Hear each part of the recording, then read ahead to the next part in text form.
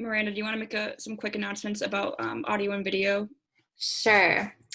So hi, everybody. I'm sure people will continue trickling in over the next few minutes, but welcome to the Q&A session for Border South, featuring the filmmaker Raúl Pastrana and one of the producers and the featured anthropologist in the film, Jason de León. I'm just going to start with a couple housekeeping things. So we are recording this session, so please make sure that your video and your microphone remain off and muted for the entire duration. This will make things run more smoothly, and also is sort of will protect your privacy if you don't want to be recorded. For questions, to ask your questions, please type them in the chat box at the bottom. You can ask them to the whole room, or you can ask them to me privately, your moderator, Miranda. So you'll have that option. Or on Facebook Live, you can comment there. And finally, you're probably most comfortable, or it's most comfortable for you to have the Zoom and speaker view, so that whoever's speaking, you have the full screen of them on your computer. So should we start, or do we just want to wait a few minutes, as there's still a lot of people coming in? Let's give it maybe one or two more minutes, and then we'll start. Okay.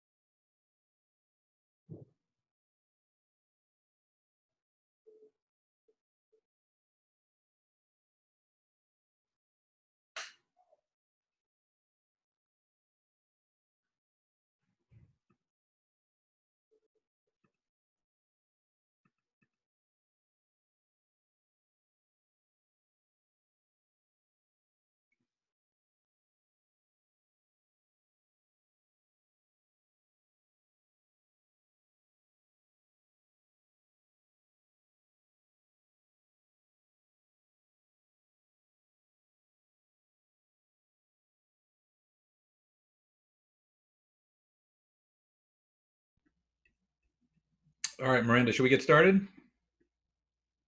Sure. Okay, so hi everyone again, and welcome to the Q&A session for Border South. I think we're going to start off, well, I'll make the announcement one more time. To ask your questions, please type them in the chat below. And another note, we are recording, so if you just want to keep your video and your microphone muted, that would be great.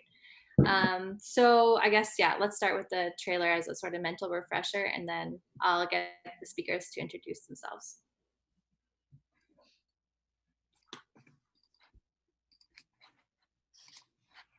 ¿Cómo le hacen los inmigrantes para dormir en los días? Se acuestan. A ver. No te queda otra posada, es que güero te va a salir cara esta güero. Al chile te lo digo. Ahorita no me importa el combiótico. De chelas que son las que ando sofocado. Unas toñas importadas. Unas toñas. Si nos quedamos, bueno, yo mi maña era así, con mi ropa. Te quedas. Te pones la cobija, lo que viene. Ahorita la cabeza. Hoy es el tren. Cuando viene. Hoy en la vía.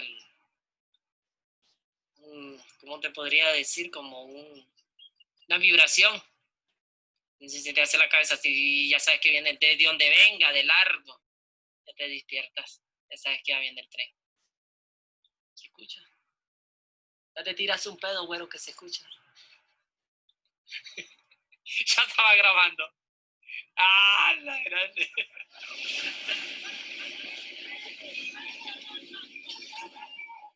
Y a mí ya me habían advertido que esto estaba horrible. No estaba lo mismo. Pero sin embargo, como siempre, el inmigrante es terco, y hasta que no se da cuenta él mismo como lo que está. Entonces hasta ese momento él nos dice, sí, tenía razón.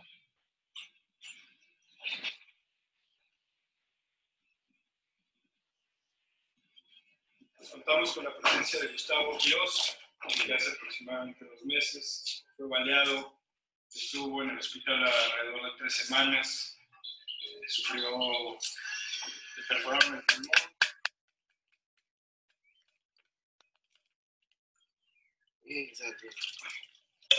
Puedes tomar dos decisiones, irte en tren o irte caminando. Ahora tomamos una decisión de darle caminar, porque la verdad que el retén allá los está poniendo duro.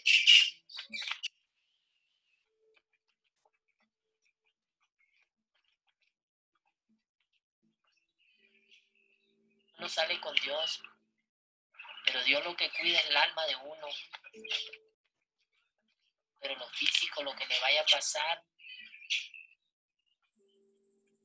Dios no nos protege allí.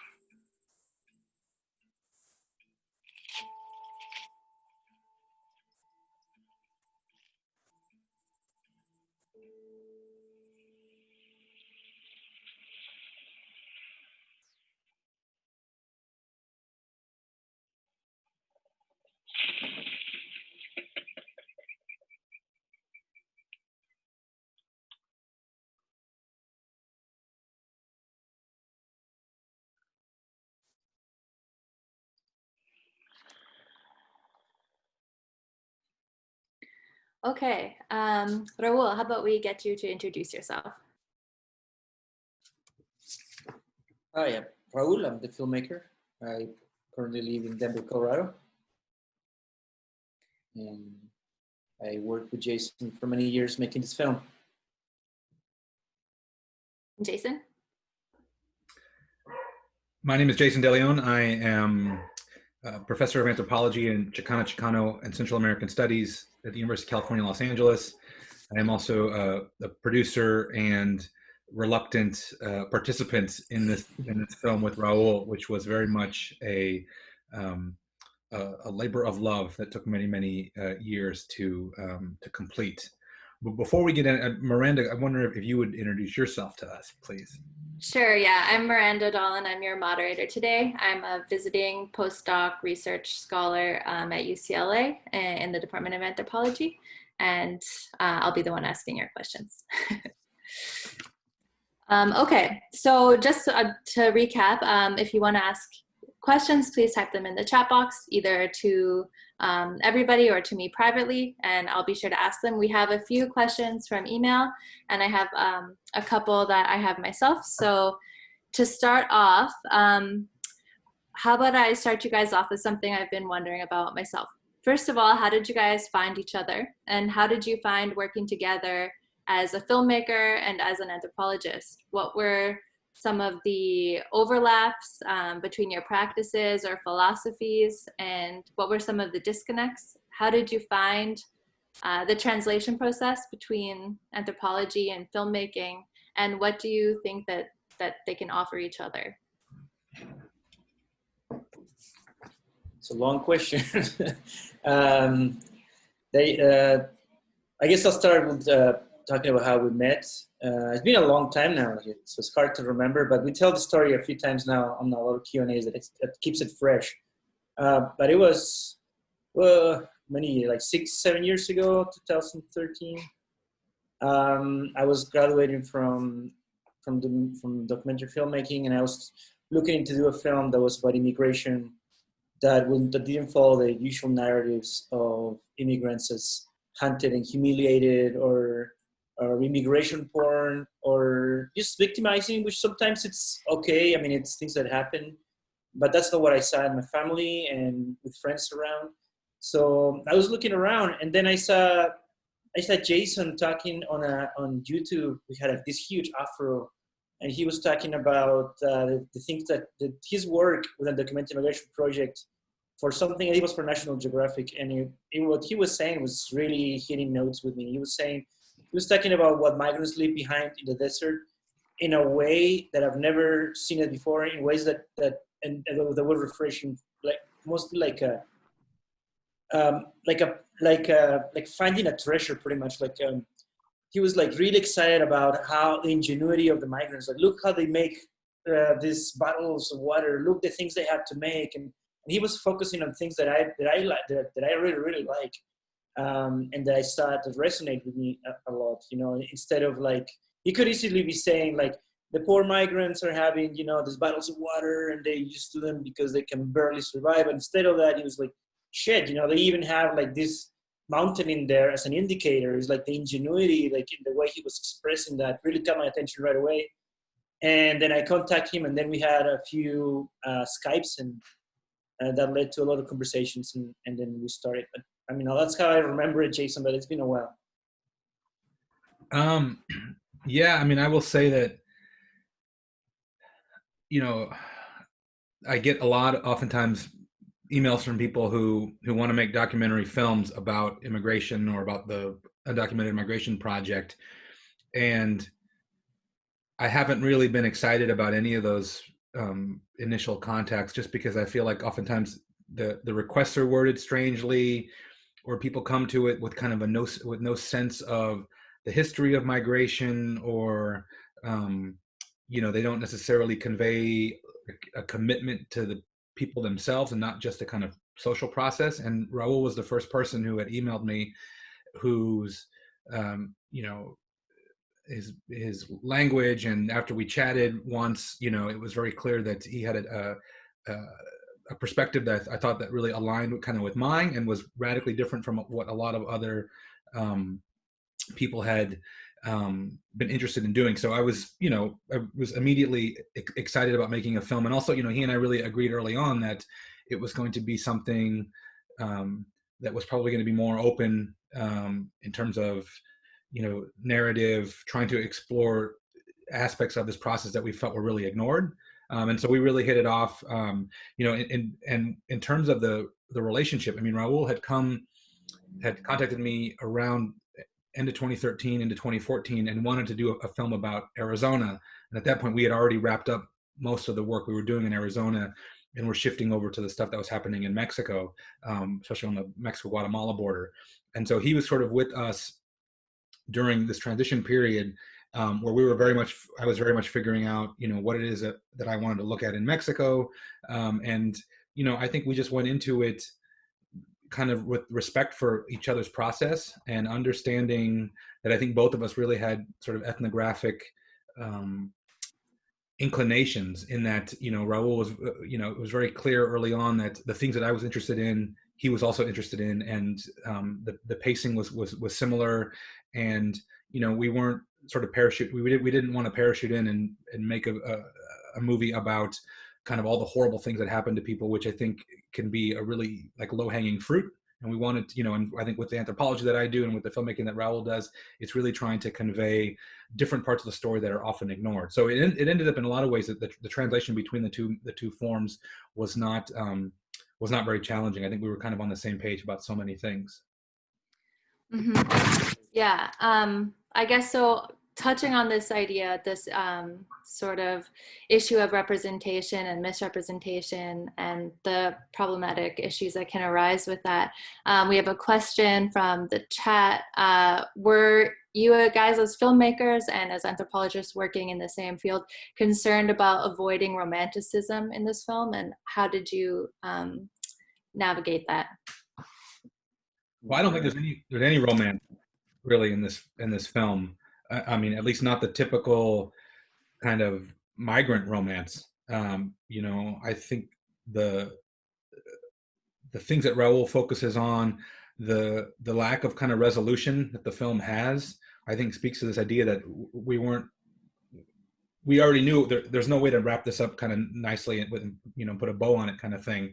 And so, and we knew that from the get-go. And so I think that was kind of helped us to really then avoid a lot of this, a lot of those issues.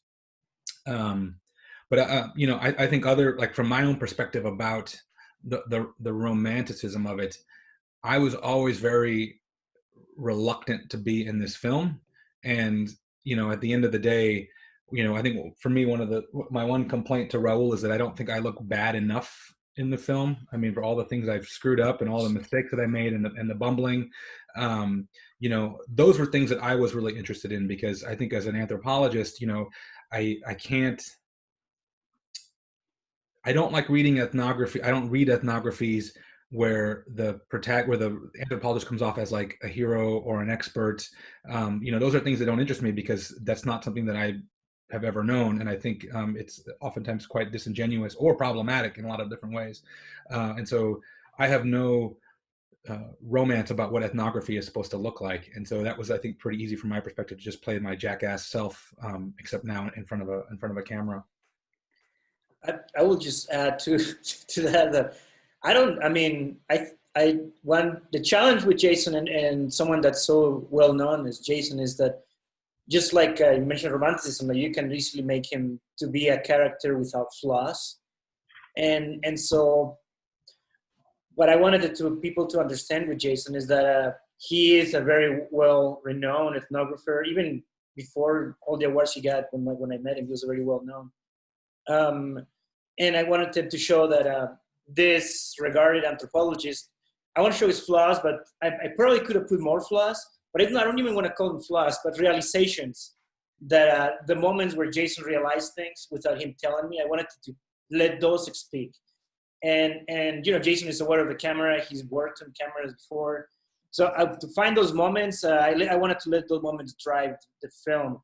So maybe I didn't show Jason as silly as I could, because he did a lot of silly stuff in there, and that could have been a lot of bloopers. You can have 30 minutes of bloopers, but I did wanted to show his vulnerability in doing this, and how no one, even as great as Jason is, can claim to know the migrant trail. And so I did that. That came across I feel, and that was one of the goals with Jason, that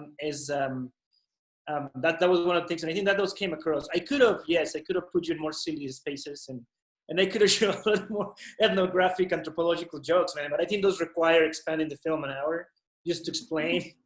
Yeah. Maybe for this audience, that would have been perfect. And I guess it's also difficult, maybe, or it comes with its own difficulties, and I guess sometimes it might be easier, I don't know, to portray somebody that you know already before the film is being filmed. So on that topic, how do you guys manage cross-cultural interactions with vulnerable individuals in an ethical manner? And how do you both establish rapport with migrants who are very much on the move while you're performing your work in these sort of tenuous spaces? What was the first part of that again? How do you manage your cross-cultural interactions with vulnerable individuals in an ethical manner? I think from like an ethnographic perspective, it's time. We're not journalists, so we're not constrained by a timeline where we really got to get this thing out. And so I think that's probably our greatest asset, is the ability to just keep going back. And for me, and I think people who do ethnography, the first time you do it, you end up having this epiphany of like, there's something that changes with your relationship. You might go in the field, you're there for 2 months, and you're working on stuff, you're meeting people, you're getting close to folks, and then you leave. And then when you come back, it's like something like people are like, oh, they're surprised. Like, well, you said you were going to come back, but I didn't actually believe it. And now that you're back, something has changed between us. And, and I think in terms of the level of trust and confidence. And so for me, that's my best way to navigate those spaces, is just being able to keep going back and to kind of show this commitment to a very slow learning and very humble, I think, learning process. I think that Jason's concerned me better. I think I remember we were talking about Gustavo, like coming back. Even I never thought about it that way, but I remember him being like, "Oh, you guys are back here again to film." So it's like it is. I think you nailed it in saying that. Yeah, we're not. Although we do a lot of, we check our facts and we make sure that everything has some sort of a journalistic integrity on the background.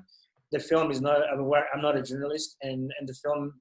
And I agree with Jason. That's one of our assets, is that we're not there to just give a news of the moment. We're not there to just get something out and educate, even for a short time amount of time, people as a journalist would, which is great work they do. We were there to just go back and understand a little more with our limited resources. So I agree. I feel like that was our asset. And although it was hard, because it's hard to keep going it for years and all that, but it is at the end of the day that was I agree totally. Yeah. Spending time to and returning. On that topic, can you discuss the role that normal life plays in your approach to representing migration? I guess there are a lot of moments where you guys show like intimate moments of care and stuff at the migrant shelters and along the way. So I guess if you want to talk about that a little bit, your philosophy on portraying daily life. I can start using this. I mean, it is you cannot show. I mean, it's a film, and unless you want to do something like for a museum where you can put a week-long footage that you just go see, when you're like you're constrained by time for people to watch the film. So a lot of the we could have put there's not a normal life, I would say, but there are things that, as we mentioned earlier, that we wanted to hit that other films and other media reports were not hitting. You know, they were not hitting the camaraderie that happens on the trucks. They were not hitting on what happens on shelters. Even when you see movies that show the shelters, they're always like, you know, the beaten down migrant, but they sing karaoke in shelters. They play cards. They tell jokes, and they do so on the trucks. And so, even though the other part is also normal, this is also normal for them, and we wanted to highlight those moments that we thought, and that's also something that I saw Jason doing on his work. So it was not like too much of a stretch for me to even say, oh, let's do this normal life. I was already seeing Jason work with migrants and doing that, so it was really easy to just like dive in and highlight those moments, and because I felt as a filmmaker and as a films, I didn't feel like they were being portrayed. You know, and I'll just add to that. I mean, when we started filming in southern Mexico in 2015, at the same time I was running an ethnographic field school with about 15 undergraduate students who were doing ethnography for the first time. And that first week I was like, okay, here we are. I took them to the migrant shelter. I took them to the train tracks. And I just said, okay, your job for the next week is just to hang out, not get in the way, and be helpful. You're not doing any work other than making people comfortable with your existence and trying to connect with people in a real way. Not, you know, we're not here to parachute in, get your story, and then run away. And so, you know, I asked the students to say, like, to commit yourself to this daily interactions that aren't fantastic, right? Even though, you know, we could be sitting on the train track, we could spend 6 hours talking, laughing, you know, eating food. Suddenly a train comes and 100 people run off and cling to the side of it as the train takes off. You know, that's like this fantastical thing that happens for 5 minutes. But then, you know, the majority of the experience people are having are sitting on the train tracks, waiting and doing, you know, and trying to just live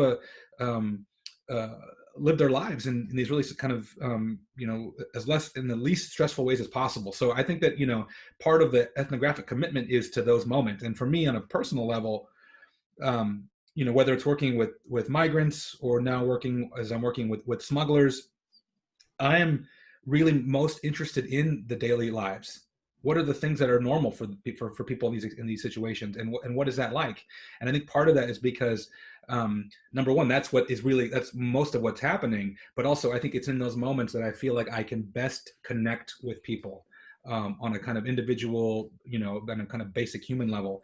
And I get the most out of those daily interactions. I mean, and I think one of the things I love about the film is just how much, you know, humor there is in this film. I mean, anyone that like, and Raúl, I've talked about this, people who write about migrants, who make documentary films about migration that are completely devoid of humor, always suggest to me that those folks either don't spend enough time there in these places, or they've got their own agenda where they are just trying to find the most miserable aspect of these things and then leaving everything else out.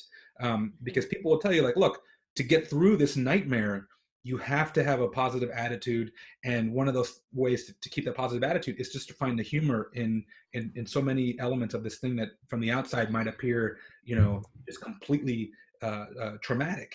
And so, you know, for us, I think that it's those little daily life moments that reveal so many more things about what it means to be, you know, to be a person in these contexts. I think, yeah, that's really an overlap that we see between ethnography and you know, documentary filmmaking sometimes, or I guess like certain genres of documentary filmmaking.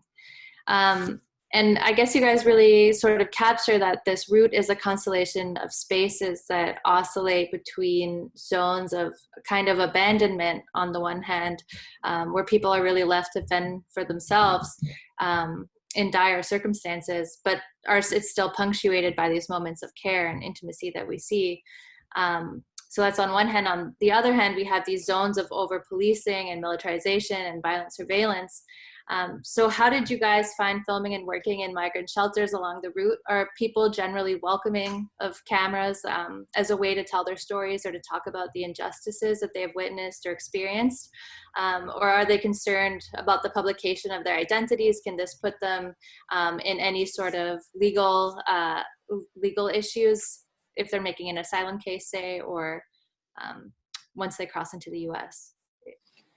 Yeah, so the film doesn't have anybody who, as far as, one of the things that I follow the lead also from Jason was how he gets permission, and one of them is like, you can change your name, you don't have to say anything you don't want to say, and a lot of the names, and that's one of the things you see on the credits, is like this, they give us names that are not their names. The film is also not focused on so much on the there is some brutality, we talk about it, but there is not like so much what I would say, like the hunting down of the migrants in there, even though it's happening in Mexico and in the border. It's not focusing too much on things that they would do in any way that I can think that would have an asylum case. For most of the part, we film, and a lot of the times you don't know where they are. Sometimes you do, like sometimes one character, Chimbo, who's making the tattoos, we thought he was dead. He ended up being in jail for 2 years. I laugh. He's actually a good kid, and it's just like there is not really a way to know what will happen. Maybe they will have a case. I don't see how the film will affect the case. So I cannot answer that question. I don't feel like our focus was not really on the legal part, and it was not. So I think an attorney can look at it and say something. I just don't, as far as I can tell. And what was the other part of the question? Was how do people feel with cameras? Yeah, and then the cameras. I think we need to talk about privilege on that end. The privilege of an anthropologist to go there, as a filmmaker to be able to travel. Just being able to do that without a camera is already a privilege and already changes dynamics. So there is a privilege dynamic that is happening there, and then you bring the camera. So the camera obviously you want to make a film, and obviously you want to get the best that you can of footage and stories. And a lot of the things is just wait for people to open up. A lot of the things it's already that some of them already had a relationship with Jason, so they were already easier. Other ones where I had to wait for them to open up to me and to let me be on that space. Me and when Jason wasn't there, and the other parts of the story was John, another ethnographer. And we will just wait. And I remember John saying like, "Hey man, are you gonna film?" Like, I'm just hanging out right now. I'm not gonna film. We're just gonna hang out, and it's a waiting game until you get you get comfortable to put them there. But it's always a privilege when you bring a camera and when you bring yourself. And I think that's one thing that I always have to keep in my mind, on the back of my mind, is that I also, I might be an immigrant, but I have documents. I can get out of here, if things get bad. They can't. So that also made me think not so much on asylum cases, but who I put in danger when I'm filming. So a lot of the times, that always was in the back of my mind. And so I did my best not to have that in there.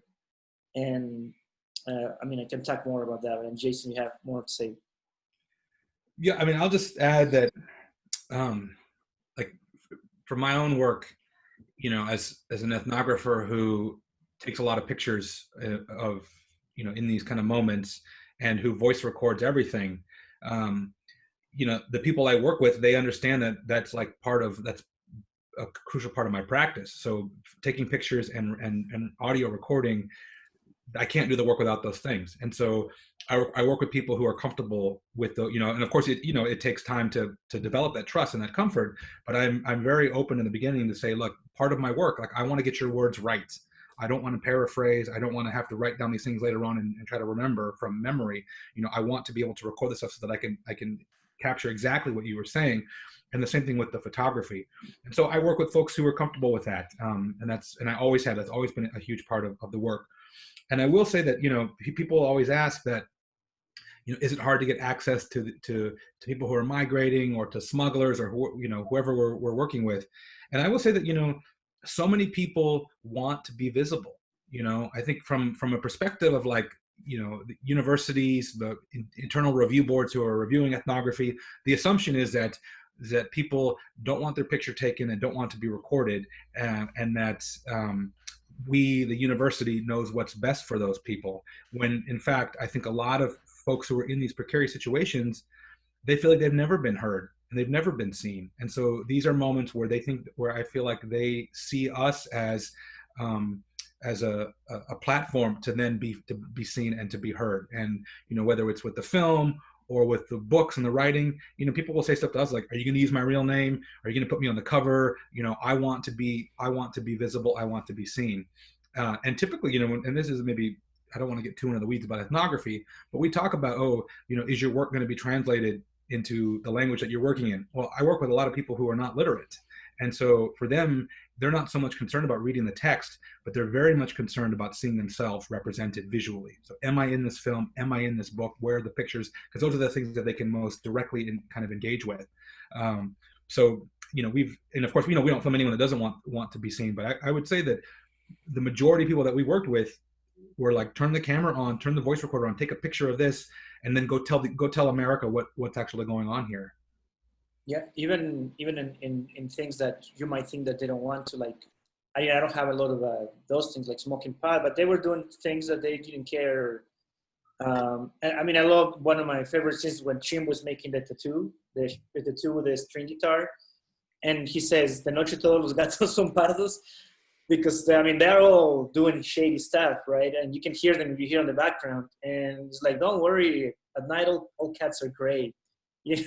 Then they all start showing me things. They start taking phone calls of runs for selling stuff. So I think they're very comfortable. One thing that I have is that I always wanted to make migrants look good, and in general everybody. I feel like a lot of journalists go there to film, and they just get him at the worst, and they just get him at any point, and they just get to shoot the film. And I like to get from the composition to, I mean, that was one of the pains, and Jason can see that for me carrying a tripod to try to film all this, because I wanted it to look beautiful, because they deserve to be shown beautiful. They're giving us our time. There's some respect that I'm paying back to them. And so I just wanted to add that's probably another reason they felt comfortable with us. But it was so far, almost any film, but especially with this one, there was not really, for the people that are in the film, there were no hesitation. Yeah. And I guess that also ties back to the idea of establishing a longer relationship. You can go back and, show people, if you can find them, if you remain in contact, the finished product of what you've captured from their lives. We have a couple questions. I'm kind of just going to summarize them, but did you guys ever feel unsafe or uncomfortable while filming this project? I guess this touches on what you were talking about, Raúl, with the privilege coming in with the camera and whatnot. How did you guys ensure your safety throughout the project? I will say that, so like a lot of the filming that we did in Chiapas, in Pastrana, that's a very dangerous place to work. There's a lot of kidnapping, murder, robbery, every kind of horrible thing you can imagine happens in that place quite frequently. But I will say that me on a personal level, I've never really feared for my own safety in this whole stuff, because I feel like I try to be as open and trusting to the people I work with, so that they can reciprocate that. And so, I'll just to give you an example, it's probably about a year after we started working in Pastrana, and I was beginning this project on smugglers. you know, I remember giving a smuggler a ride to the store to buy food, coconut milk, so that we could make this iguana soup.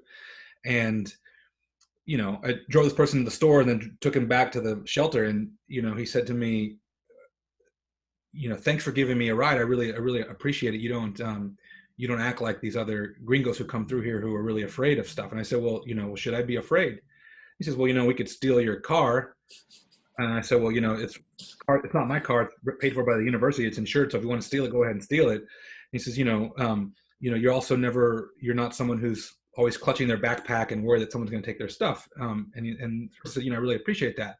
And my response was like, you shouldn't really, I don't want you to appreciate that. I want you to understand that if I'm going to expect you to trust me so that I can photograph everything, audio record everything, that I need you I need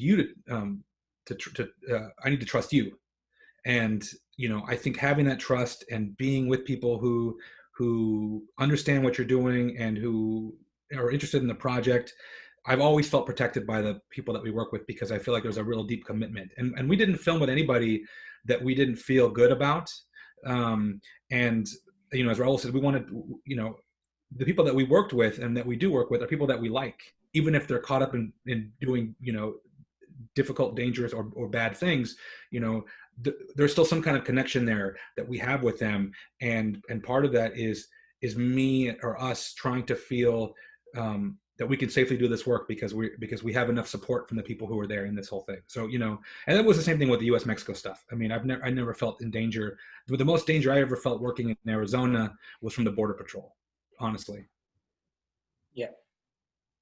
Yeah, no, I mean, you forget about it. At some point, I remember leaving the tripod and the camera walked far away, and they, I mean, it was always there. I have many theories about it, but I like this one.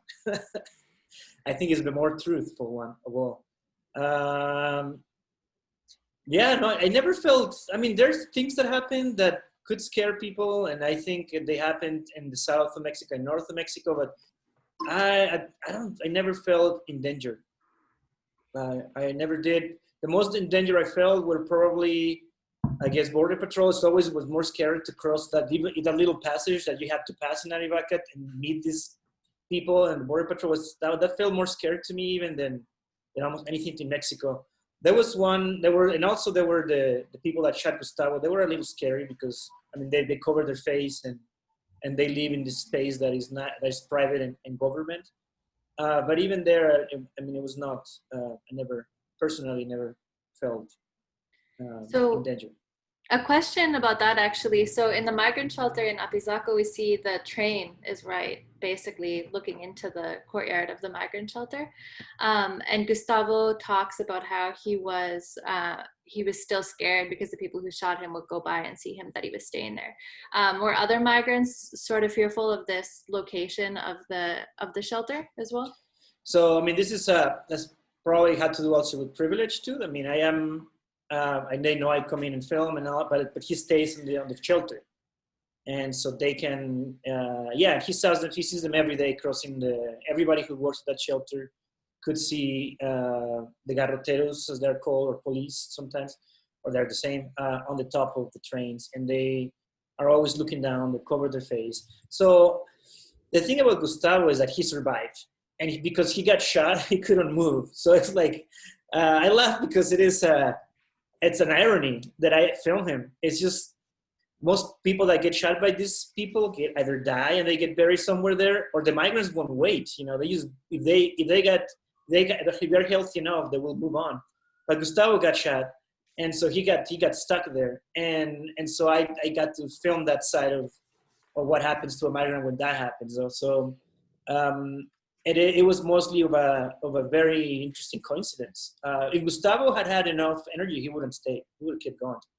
Mm-hmm. And then the trust came after that. But it started with him being forced to stay in a place by physically forced. We have a couple questions actually about Gustavo's story. So basically, how much better were his economic prospects and well-being in Mexico as opposed to Nicaragua? And then I guess he ends up in Guatemala. did he ultimately sort of fare better in Mexico for that year or however long he was there? And then we also have some questions about his humanitarian visa. Basically, what happened with that? Did it expire, or did he physically lose the visa? And yeah, what happened? Yeah, it's a complex story, and that's why we didn't put the how he lost the visa in the film. When you say he lost it, it has to do with he moved to northern Mexico, as you can see, and he becomes friend with this lady who very likely is a cartel lady, and promised him to get not only a visa but documents in Mexico. And they fight with his girlfriend, fights with her, and then he fights with her. And so they end up not being in good terms. And the day he needed to I forgot the word, to get his visa papers put in, she gave him work on purpose because now she was very pissed off at him. So it was getting dangerous for him and his girlfriend to be there on those circumstances, even though that at some point, so they decided to move back out of that. Was one reason. But then he also tried to, even after that, he tried to get his documents, but my immigration in Mexico did not allow him to do it in northern Mexico because he missed it for a couple of days. So now he had to go back to Apizaco. And he's like, well, at least give me a permit to travel. Because I mean, he's like, well, you got to travel undocumented.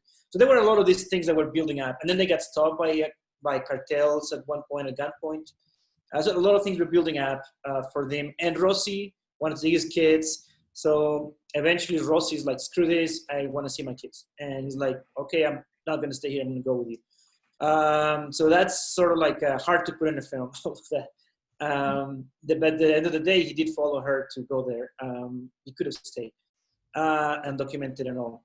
Economic stuff, I don't know much about that. I cannot tell you what, I mean, I know that a lot of Central Americans are staying, and they had been staying for a while in Mexico to work.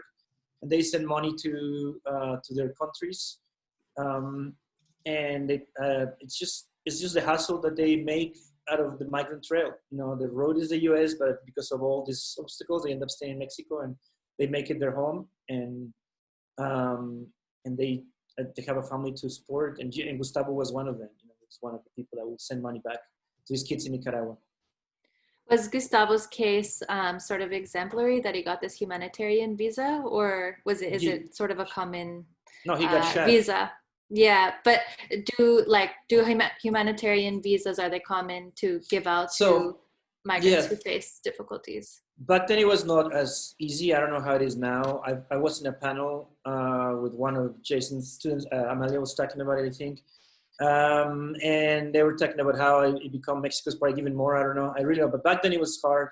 I mean, I remember in any case, in order to apply for a humanitarian visa, you have to be attacked by a specific type of weapon. So a lot of migrants were being attacked with machetes on the corridor in Oaxaca, and they were not qualifying machete as one of those weapons. So Gustavo being shot had that hurdle on. And that's why a lot of migrants were saying that they were being put in the gunpoint, and then they got attacked by machetes so that they will qualify. So back then it was not that easy, but I cannot tell you much about that because I'm not an expert on the legal parts. Okay. We also have a question about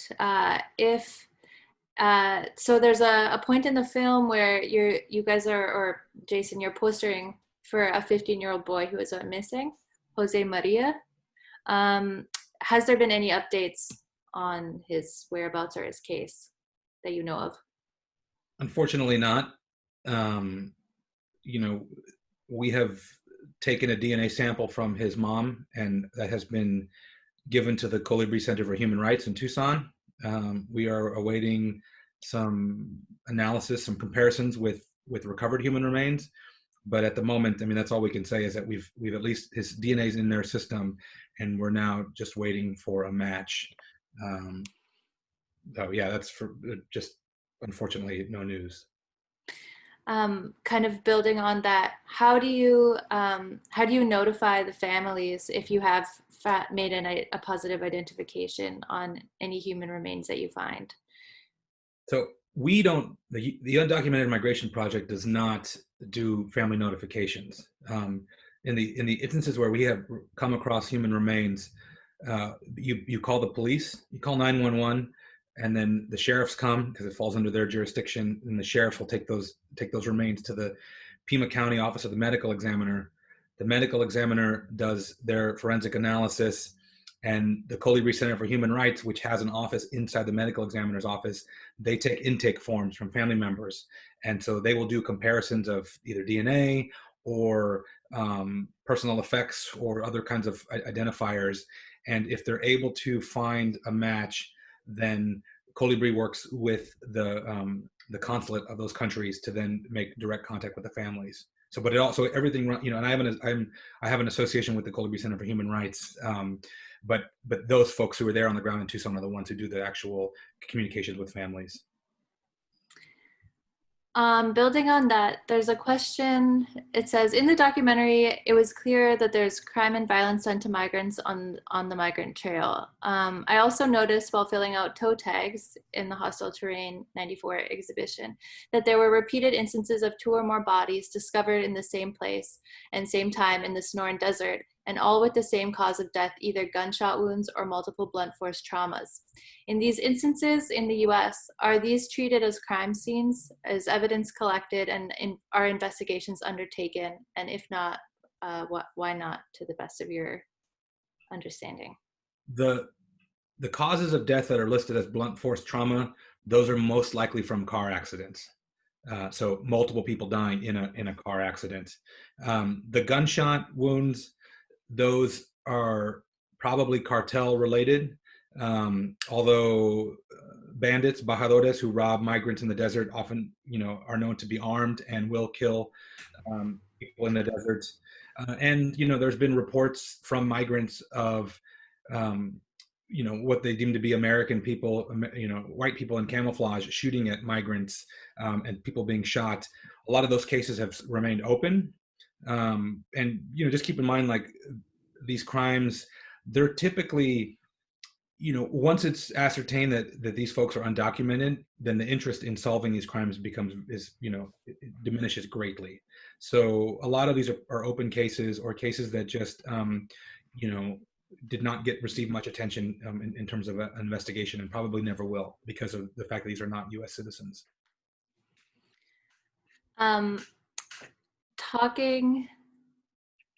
Talking about that, sorry, where was this question? So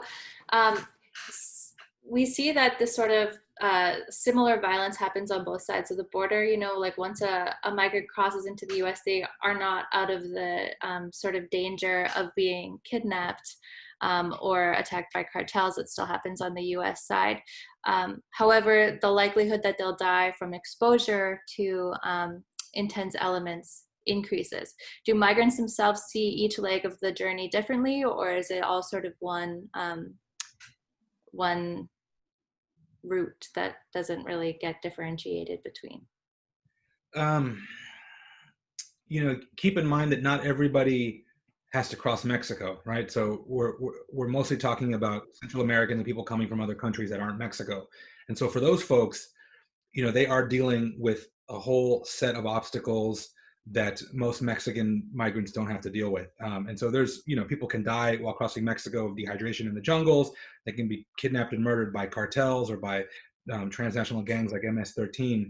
Those folks are facing all kinds of dangers. And then after months of that, then they get to the Arizona desert, and then now they're facing a new set of challenges.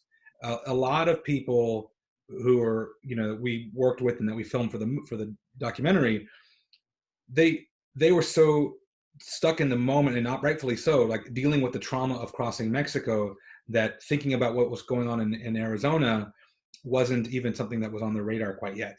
And the only reason that we have that scene in the end of the film where I'm talking to migrants about the desert is because, number one, I think the nuns who were running the shelter were convinced that I was super shady because I was not in the shelter. All my students were, and I was outside with all these smugglers. And so they were, I think, convinced that I was doing something really nefarious outside.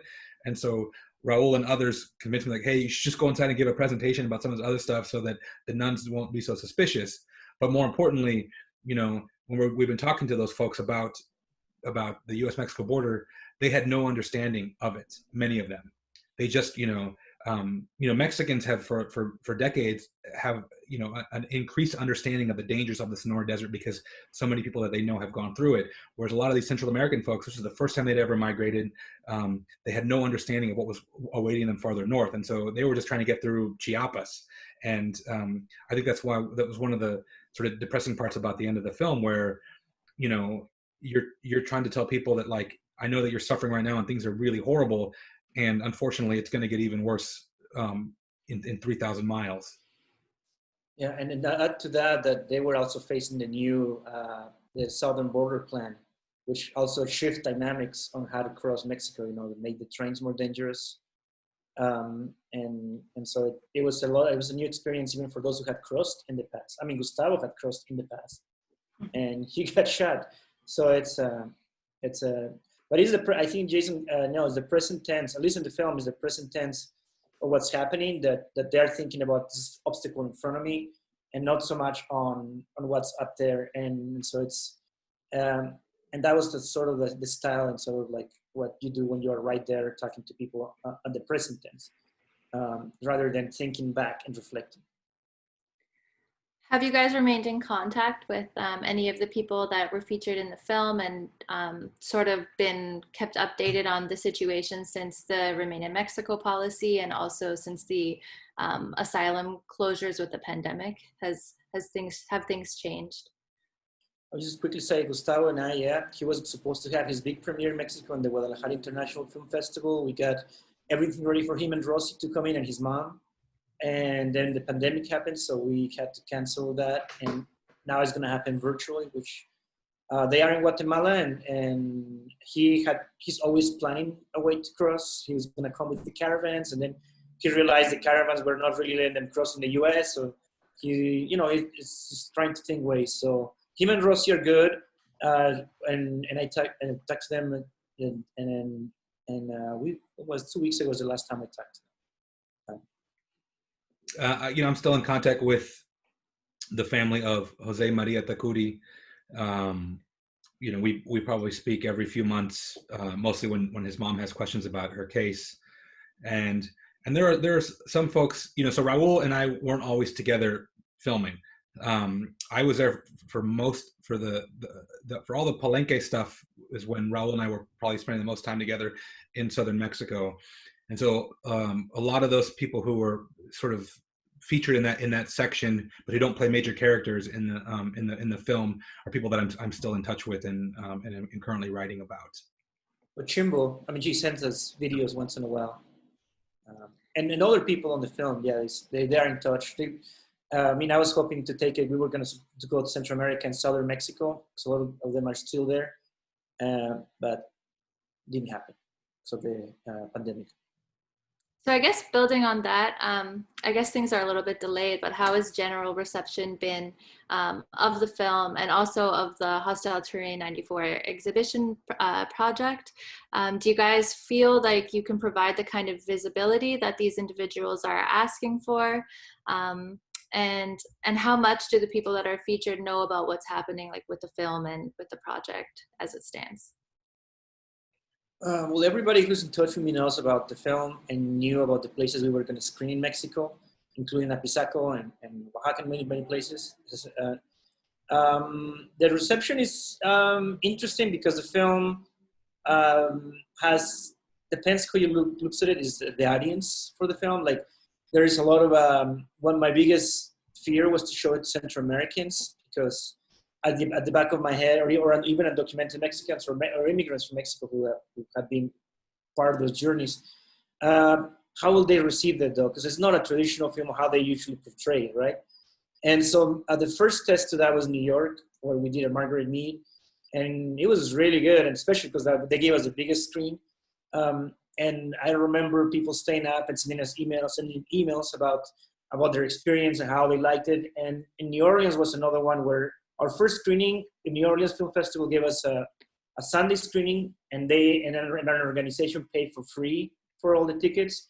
It was packed with Central Americans and grandmothers with kids, and it was packed. And I was super nervous though, because I could tell they actually came early and they watched a different movie thinking it was the film Border South. They watched another movie about workers' rights, and so they're like, "I wasn't.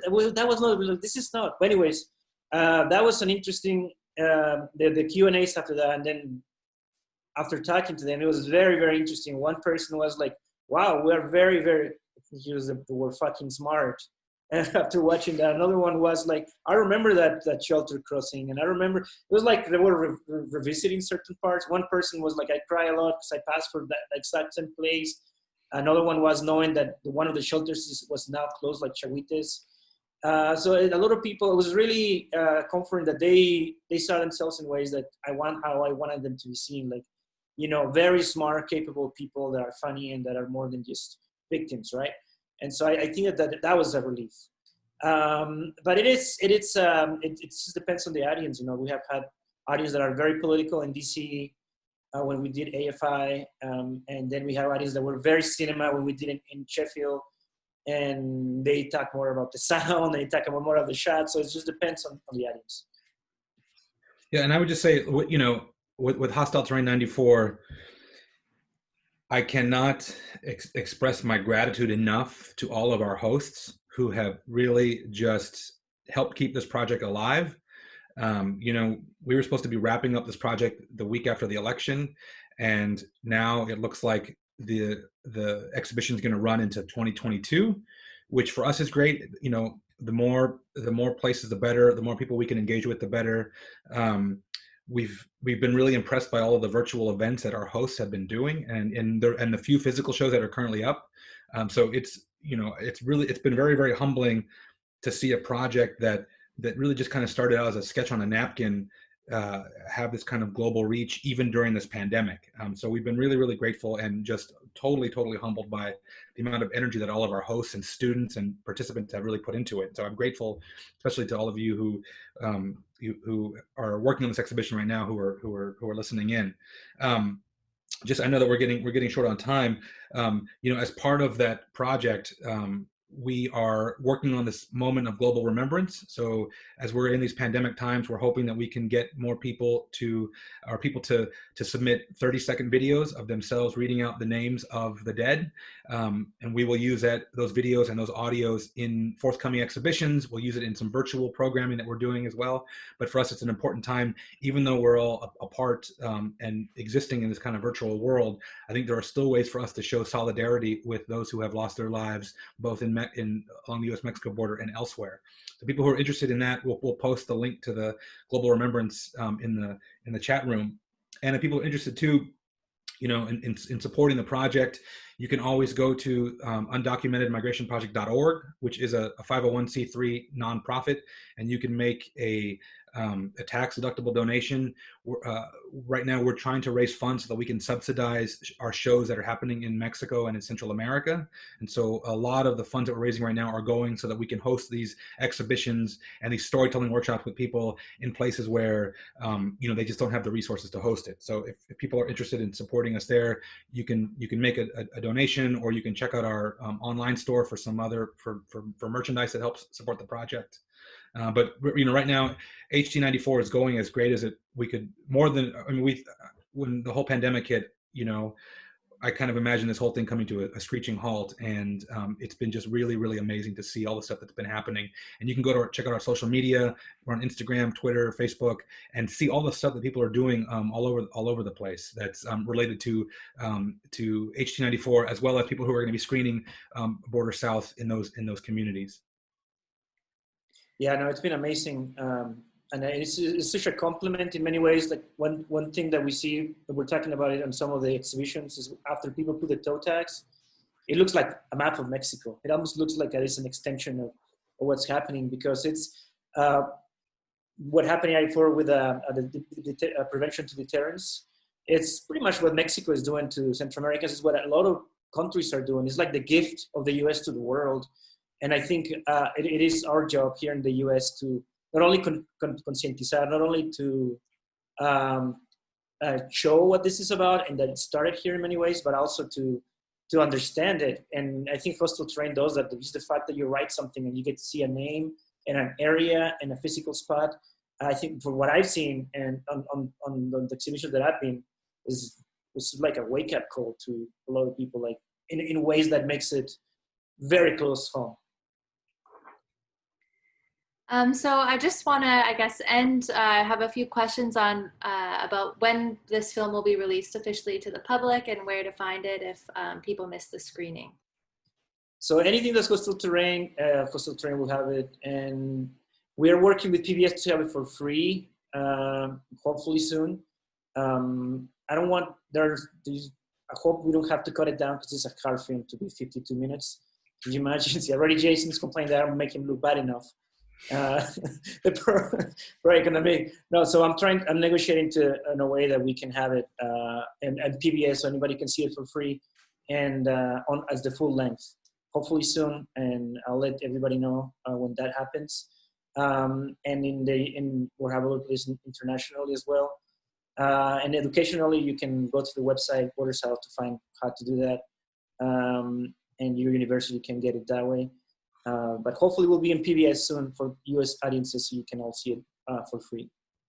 And we will, all of our hosting partners are going to be doing their own screenings. Some of them will be on physical ones on campus when that's possible. Others will be showing the film virtually throughout the year. So you can just keep checking our social media for that kind of stuff. And we may host another, because this particular screening we just let our hosting partners show it to their communities. We didn't do a public call for viewing. So we probably will do something like that later in the year. And once again, do another Q&A, but that time, potentially with Gustavo, John Doring White, who is one of our producers, and maybe other folks who are in the film. So we'll just keep checking, and we will keep screening. And you can always just email us too if you're interested, through our website, and we can put you in touch with Raúl if you're interested in hosting another kind of screening. Yeah. And last thing I want to say before we go, and I don't want to interrupt Miranda if you have another question. The Undocumented Migration Project is also hosting a monthly webinar series. So starting next Thursday at 4:00 Pacific Standard Time, I believe, we will have a 1-hour sort of meet and greet with the people who are behind the Undocumented Migration Project, and we will talk more in depth about the evolution of HT94, and then we'll follow it up a month later with a conversation on human rights and migrant death in Arizona with Tony Benegas from the Colibri Center for Human Rights and law attorney Amy Knight. And so we're going to have those things once a month. They're completely free and open to the public, and just check our website for people who are interested in continuing this conversation. Okay, well, thank you, Jason and Raúl, for your work and for sharing your thoughts in this session. Thanks, everybody, for their questions. I tried to squish them all together. I'm sure we missed some, but if not, we touched on something similar. So thank you very much for your questions and for your time. Thank you, Miranda. Thank you, everyone. Yeah, thank you. Thank you, Miranda. Thank you, Jason and Ump. And Jason forgot to say he's going to ruffle his guitars on the back. That's why he's showing them. Fundraiser, yeah. Signed by everybody. No, I'm just kidding. Thank you, everybody. Good seeing you all. Thank you. Bye.